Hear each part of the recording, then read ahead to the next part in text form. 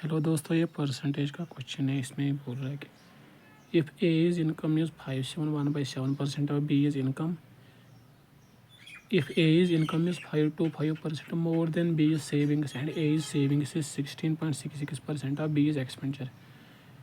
If difference between A is savings and B is savings is Rs315, find average income of A and B. तो इसमें जो है पहले आपको पता होना चाहिए कि जो इनकम होता है वो होता है एक आदमी कितना कमा रहा है, वो होता है कि खर्चा कितना कर रहा है प्लस कितना बचा रहा है। मतलब अगर वो 100 रुपये कमाता है उसमें से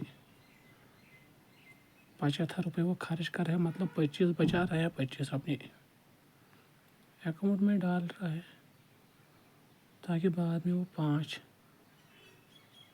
बिस्किट के पैकेट खा ले बुढ़ापे में। अब जैसे जैसे सवाल कह रहा है वैसे वैसे लिखते जाना है।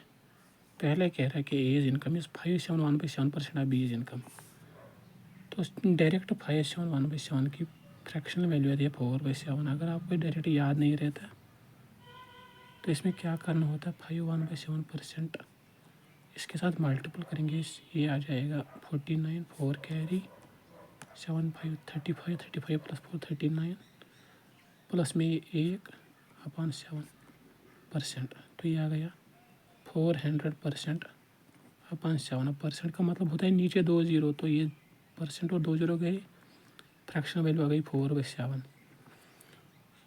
अब क्वेश्चन कह रहा था कि ए की इनकम बी की इनकम का 5/7% है, तो हमें पता चल गया कि 5/7 ये जो 5/7% है इसका फ्रैक्शनल वैल्यू आता है 4/7। मतलब अगर हम मान लें कि बी की इनकम 7 है तो हमें यहाँ से साफ साफ पता चल रहा है कि 4 ही 7 का 5/7% है। तो इनकम ऑफ ए यहाँ से हमें पता चला कि 4 आएगी फिर, क्योंकि 4 ही तो 7 का 5/7% है। तो ये हमने एज्यूम किया कि 7 यूनिट से बी की इनकम, ये एक्चुअल इनकम नहीं है। अगर इसकी 7 यूनिट है तो इसकी 4 यूनिट होगी। आगे इसके साथ मल्टीपल कुछ भी आ सकता है, उसकी तरफ ध्यान नहीं देना। फिर कह रहा है कि ए की इनकम बी की सेविंग से 5 to 5% ज़्यादा है। इसका क्या मतलब है? इसका मतलब अगर बी की जो सेविंग है, सेविंग का बी जो है अपने आप की 100% होगी, 100% आप सेविंग का बी, तो ए की इनकम जो है वो ये 100% आप सेविंग का बी, ये सेविंग का बी तो है ही 100% इसका, प्लस में इससे और 525% ज़्यादा है। मतलब टोटल इनकम ऑफ बी जो है वो 5 to 5% और 100%, 6 to 5% आप सेविंग का बी है।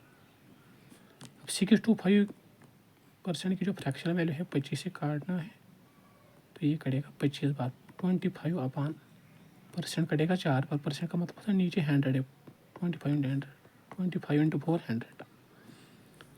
मतलब ए की इनकम जो है वो बी की इनकम का 25/4 है। तो यहाँ से अब ऐसे भी समझ सकते हैं कि नीचे वाली जो है ना ये होती है एक्चुअल वैल्यू, और ऊपर जो है वो होती है कि इंक्रीज्ड वैल्यू, इसका कितना है। अगर बी की 4 है तो फिर ए की 25 है। इसका मतलब अगर बी की सेविंग 4 है तो हमें यहाँ से साफ पता चल रहा है कि 25 ही 4 का 6 to 5% है। तो इनकम ऑफ ए है 6 to 5, इसी का 25, इसी का 6 to 5%, तो 25 ही 4 का 6 to 5% है। अब यहाँ पर है इनकम ऑफ ए 4 यूनिट्स, यहाँ पर है 25 यूनिट्स, तो इन दोनों को मिलाना पड़ेगा।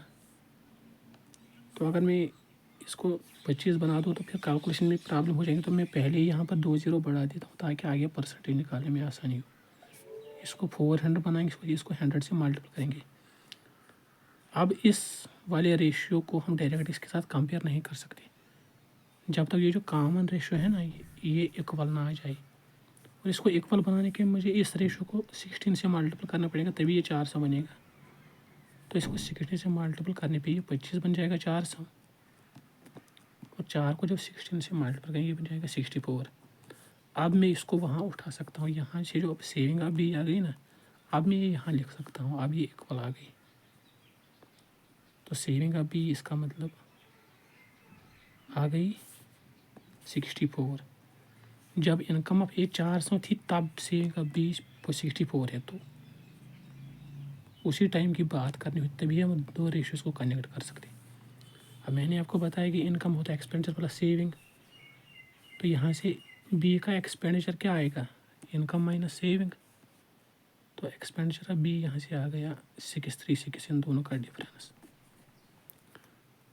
फिर आगे क्वेश्चन बोलता है कि बी की जो सेविंग है वो ए की सेविंग का 16.66% है।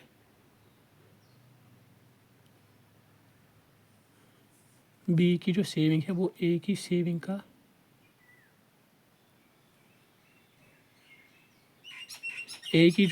वो बी के एक्सपेंडिचर का 16% है।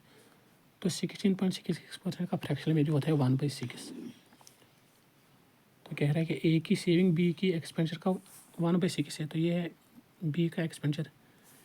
ए की जो सेविंग है इसका 1/6 है, तो 1/6 मतलब 6 से इसको डिवाइड करना पड़ेगा।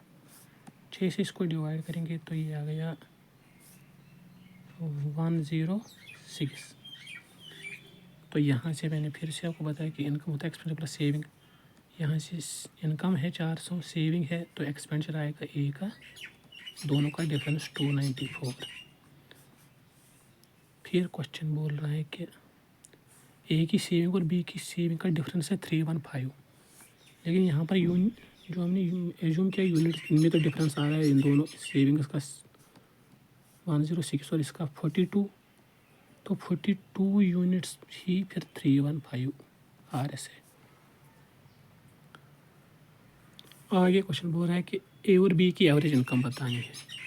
तो यूनिट्स में जो एवरेज इनकम आ गई 400 + 700 यानी कि 1100 / 2, यानी कि 550 यूनिट्स है एवरेज इनकम दोनों की। और यहाँ से हमें एक यूनिट की वैल्यू मिल गई, तो 42 यूनिट्स अगर 315 है, एक यूनिट आ गया 315/42। तो 550 यूनिट्स के लिए जो कि एवरेज इनकम है एंड बी की, उसके लिए 550 से मल्टीपल करेंगे, तो 550 unit is equal to 315/42 into 550। अब इसको काटना पड़ेगा, ये जो है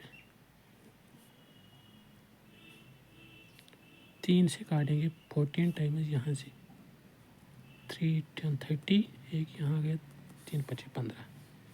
अब 7 से कट रहा है तो 7 2 7 इंटू 15, यहाँ से 2 से कटेगा ये 275 टाइम्स 275। तो ए और बी की एवरेज इनकम आ गई 15 × 275।